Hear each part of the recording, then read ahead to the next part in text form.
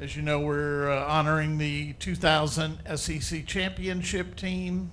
Went to the NCAA Sweet 16. We're happy to have the coach of that team and our current analyst on the radio, John Brady, and from Shreveport, which is a good town for me too. So the 2000 SEC Player of the Year. On that 2000 championship team, he was the number 2 pick in the NBA draft by, yes, the Memphis Grizzlies were in Vancouver at that point, for those of you who may not be old enough to remember that. But anyway, Stromile Swift is with us. We're going to let Coach Brady just make some opening comments about having this team back this weekend, and then we'll open it up for questions for you guys. Yeah, well, first of all, I'd like to thank Coach Matt McMahon and his staff for allowing this to happen. They've been really kind, really helpful. L Club, Emily Dixon has been fantastic in preparing, getting in touch with all the players and getting them to come back, and they've been real cooperative. And my hat goes off to Coach McMahon and his staff. You know, the word was out that he wanted to get involved with bringing players back that played here. And Drew Shea, our trainer, called me and said, "Coach, you think we could all get together for a game?"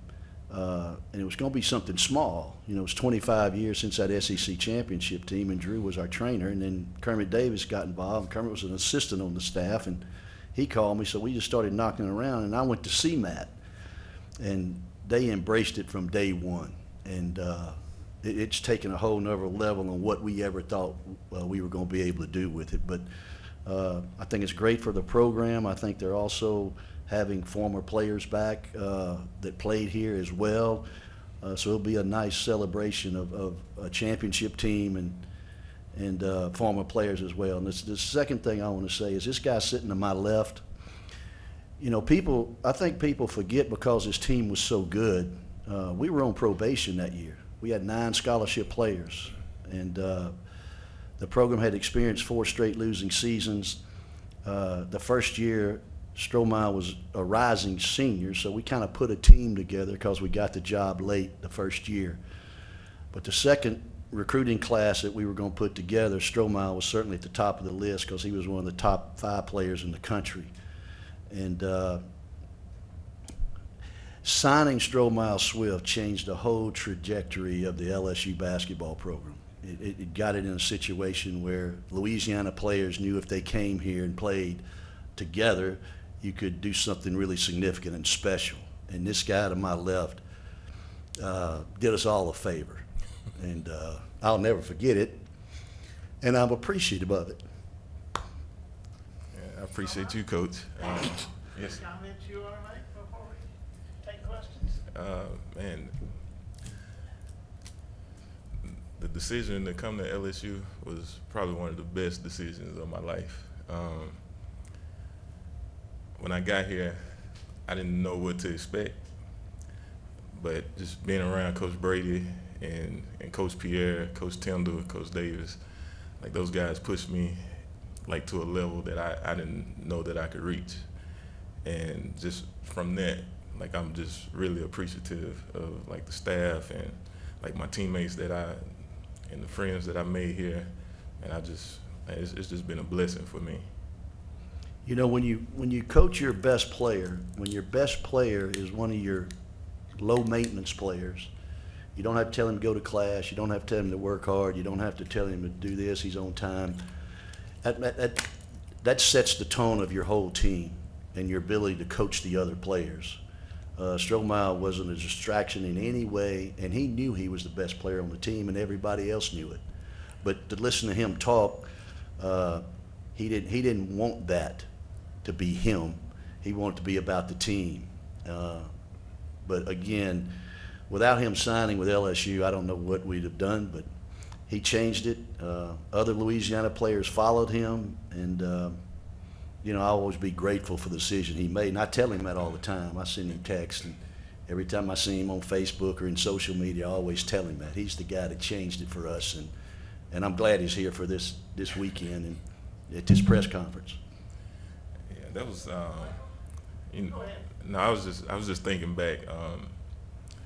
like that decision to come here and just to be a part of that team, and then to be able to watch the guys that came from behind, just to see how that impacted just the city of Baton Rouge and the state of Louisiana, just to be able to get that was always one of my main things. Like I always wanted to see like our best talent stay at home, and to see like guys like Tyrus and Glenn and Taz, like to see those guys like stay here and do something special and to build off of what we started. Like that was always good to see. Like it always made me proud.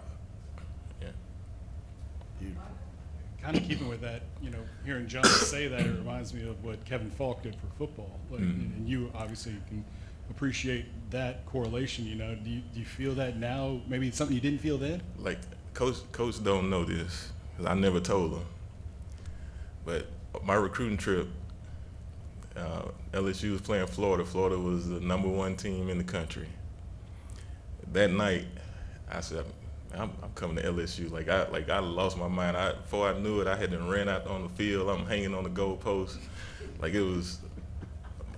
I got back to the stands. My mom was like, "Boy, what the hell wrong with you? I ain't never seen you act like that."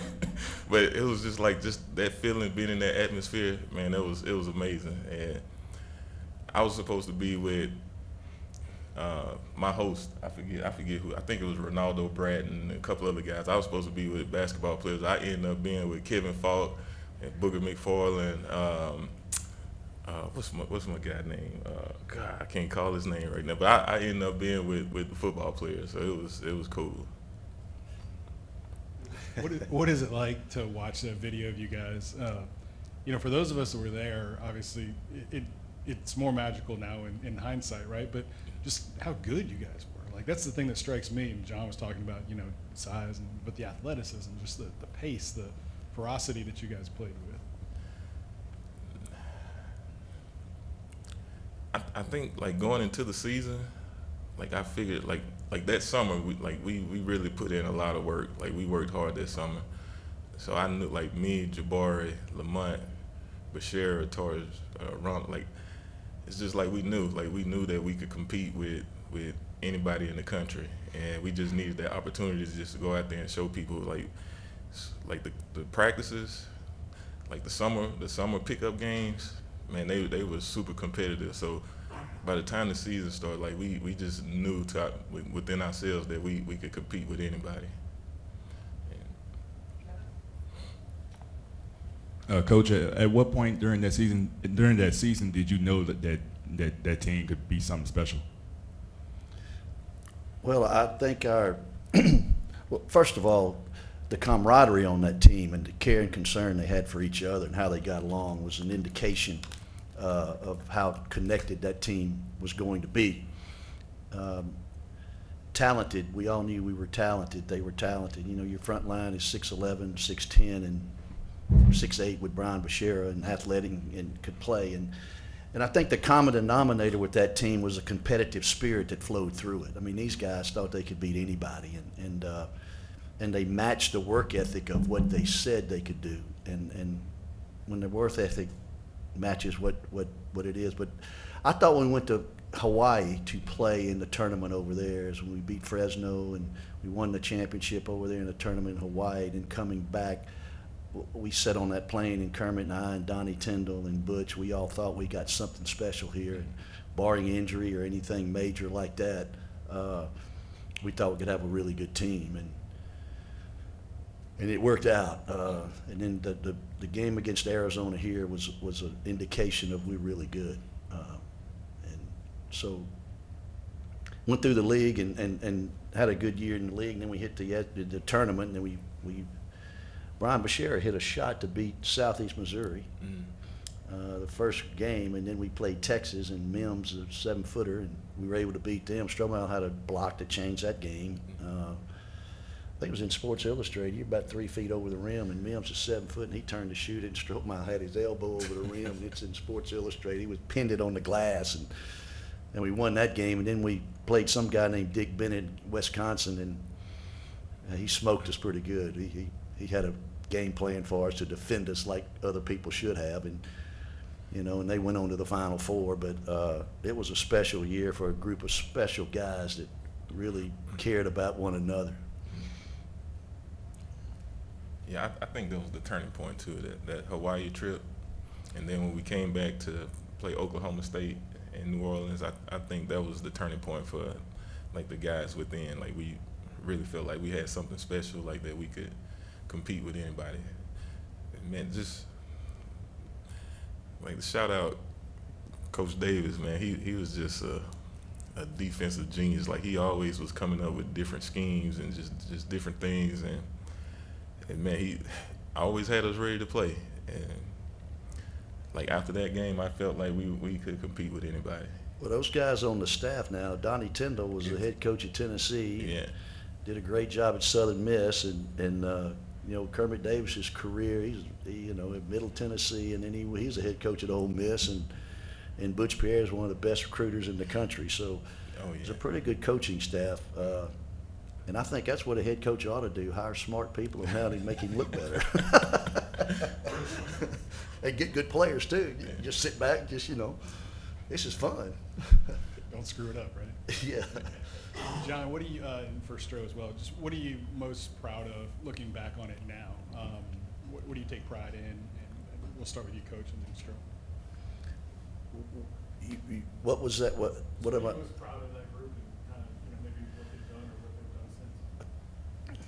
Well, you know, sometimes as a coach, you coach players, and I always tried to recruit players I thought would fit together. Every player has a role to play, and I didn't need to recruit 10 starters, but back then you knew they would come back for a couple of years, and you could build a team. Now you just have to manufacture a team, and it's a different set of circumstances that coaches work within now. But we always tried to recruit a team that I thought would fit to the strengths of each individual player, and it was our job as coaches to put them in situations where they could be successful. And the offense we ran with these guys fit them to a T.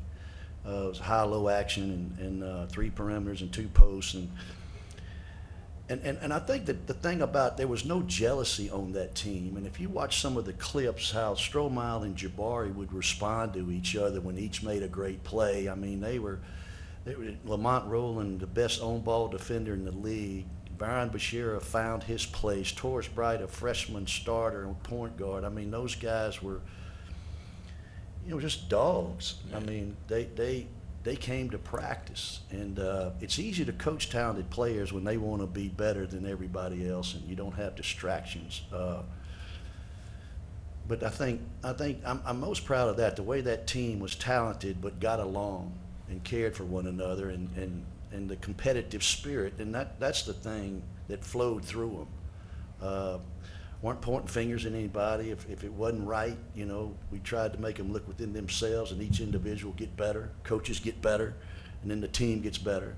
And the friendship that they established, they're all friends today. They stay in contact with each other, and they're excited. And I'm not one of those guys when these guys, I don't follow them every day and try to. They got their own lives to live. You know, Stromile went and did his thing. All the other guys went and did their thing. But what I'm going to do tonight at walk-ons, you know, and I have to throw this out there. Brandon Landry was on that team. He and Jack both. And it's a little disappointing to me that I used to call them walk-ons all the time, and I'm not in the deal. You know, it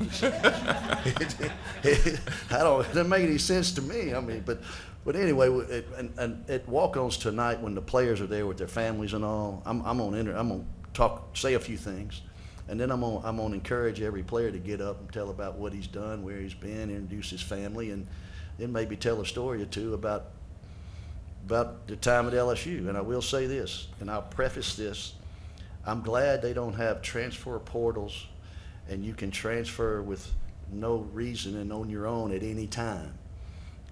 Because I may have come back after one practice and the locker room could have been vacated.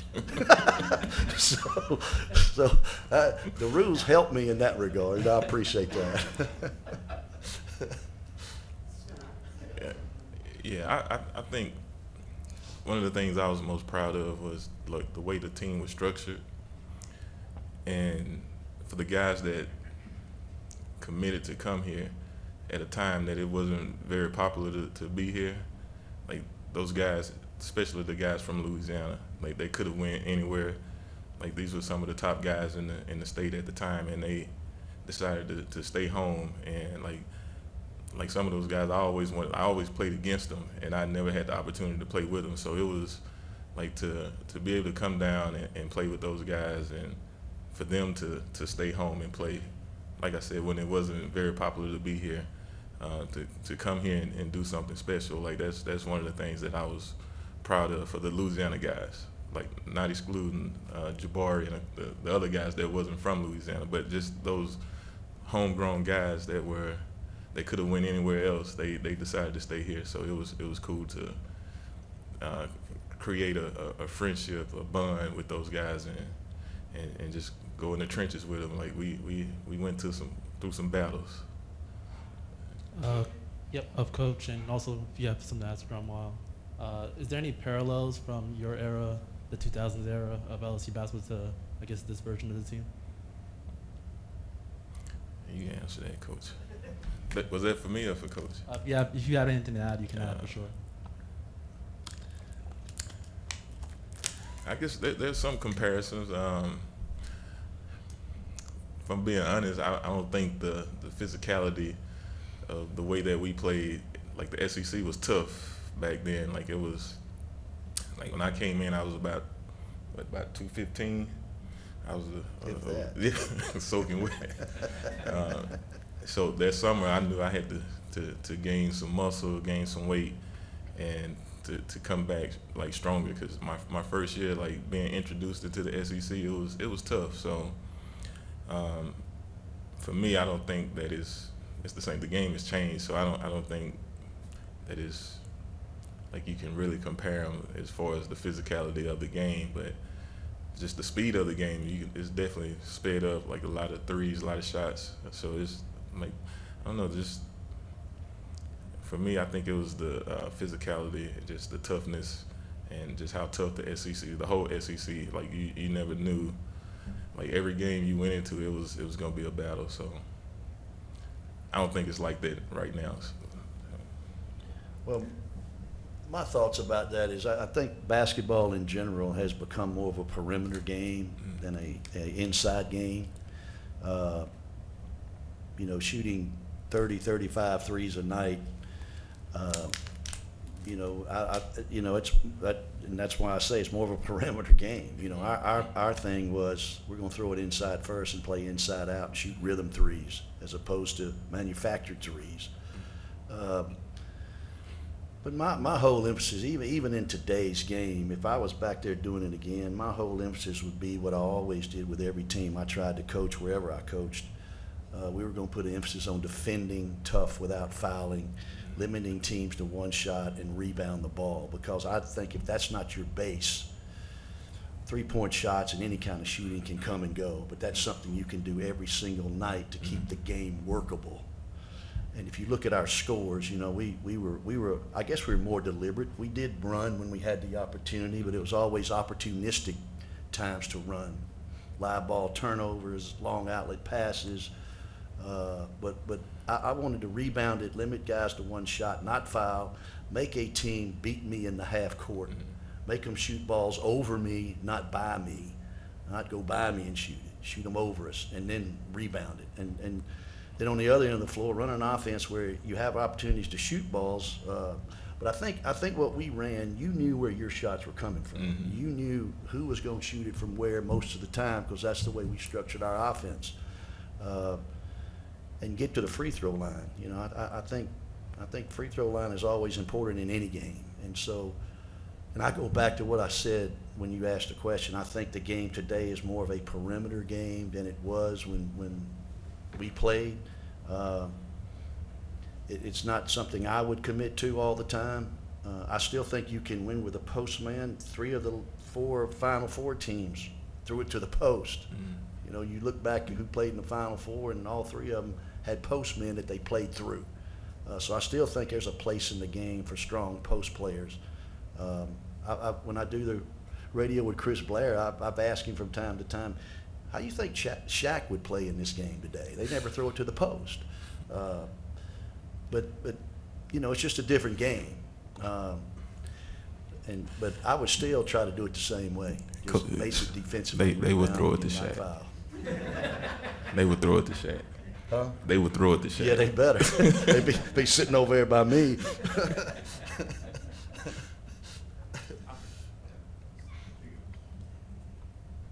So I obviously know I missed out on some of the great John Brady press conferences, but I was excited to be here today. But I wanted to ask Stromile. You talked about how coming to LSU was one of the best decisions you ever made.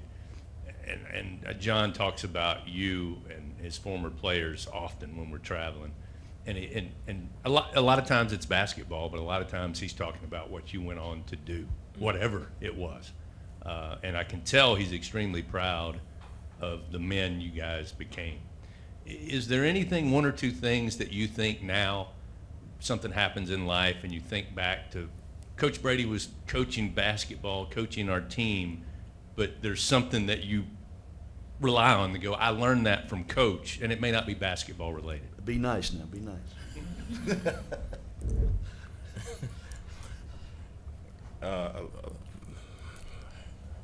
That's a good question. 'Cause I know everybody doesn't feel the same way. Like everybody's experience wasn't the same. So like coming from high school, like my head coach wasn't the aggressive, like get in your face, hold you accountable. My assistant coach was, but the head coach wasn't like that. So when I first met Coach Brady and Coach Pierre, like he was nice, like told me everything I wanted to hear. But when I got here, man, it was a different story. Like he coached me hard, and I think that was like I needed that, like that toughness and just being held accountable, and that prepared me to go on to the next level. But like definitely being coached hard, being coached the right way, like just like letting me know what I needed to do to get to that next level, and like that was one of the things that I really appreciated. And I'll add a caveat to that. His mother was a great lady, and I had the support of her. We had a conversation when I on the phone, talked about Stromile early on when he came here, and his mother was behind what we were doing and trying to do for him, and I think that's a big part of the equation. When the parents support what the coaches are trying to do, and he's got no out, nowhere to go, he adjusted. And you could see the change in Stromile from the 12 or 14 games he played his freshman year to his sophomore year when he got comfortable with what he needed to do and accepted that responsibility. Then the talent just came out. And, this guy played really one full year here. One of the best players to ever wear an LSU basketball uniform. And if he'd have stayed here a couple of years, he may have a statue out there. But the time was different then, and players now are free to do what they want to do and leave when they want to leave. Whether that's a good thing or a bad thing, that's a whole nother discussion. But I had the support of his mother, who was a tremendous lady and saw the bigger picture as opposed to right now, and allowed us to challenge him in coaching, and he responded, and he's a second pick in the NBA draft, SEC Player of the Year, and just a good, humble guy, and he was raised right. And that's one thing I think is huge in this recruiting process as well. Just wondering what makes you guys feel older, knowing that this is 25 years or that Jabari's son is already in the league. Yeah, man. I never thought about it like that.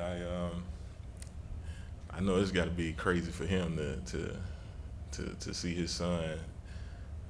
I'm pretty sure he's very proud to see his son, like just like growing up and like him being able to be there and teach him all the things that he's learned, and for his son to be able to go to that level and like I never thought about myself like having a child that made it to the NBA as well, but that's got to be a cool feeling. So. But it definitely makes me feel old to see that. It's like I remember when he was born, so like man, time flew by. Look, if it makes you feel old, and I may be ancient, but I hate to say it. Somebody says 25 years ago. I don't even like to say it's 25 years. But it goes by quickly. And I used to try to tell these guys, man, enjoy where you are. Put your feet where you are. Be there where your feet are. Don't be somewhere else. Because when it goes by, you can't get it back. And I think they feel good about what they accomplished by being here and doing something that hadn't been done in a long time. But, 20 feet flies by, doesn't it, Stroh? Man. Getting a little gray hair up there. Man. I got no hair.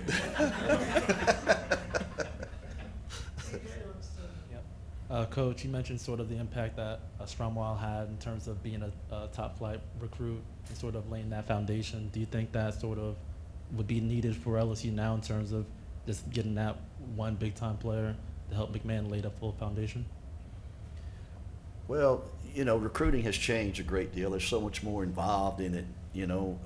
Somebody said, why'd Stromile come here? I said, well, he liked my good looks, my personality, and my sex appeal, I guess. I don't know, but, it's different now. A lot of things involved as opposed to, selling him on staying home in Louisiana. He grew up here and all that sort of thing. I think some of that now with all the other things, the inducements that players have to come to your school, I think all that kind of takes a back seat now. If it had been wide open for Stromile and somebody wanted to throw a lot of money, I don't know what would happen. And I think the decision he made was decisions for the right reasons, not for something maybe short term. And I think some of that is lost in the recruiting now. And I think his allegiance to Louisiana, his allegiance to want to come here at LSU and change the trajectory of the program, that's what we sold him on. I don't know how that would fly now with six-figure dollars floating around. But I think you do need players. You need all league players and a pro on the team in the SEC to have a chance to finish in the top 4 or 5. And I think that's the fundamental thing of any good team is the players, the recruitment of good players. I've always said that good players and good coaching make for really good teams. And if that combination isn't there, it's a struggle. So, I think Coach McMahon, I think they have a better team this year. But the league is so good. I told people you could have a better team and not have a better record simply because the league is so deep. The depth of the league is really good. So, but recruiting is the basis of it. And then you got to recruit well, schedule smart, and coach good. That was my 3 things I tried to always go by. Recruit well, schedule smart, and then coaching will take effect. Gentlemen, thank you. Invite you to come have a seat over here, and we'll bring Coach McMahon up for a few minutes. Okay. Yes, sir.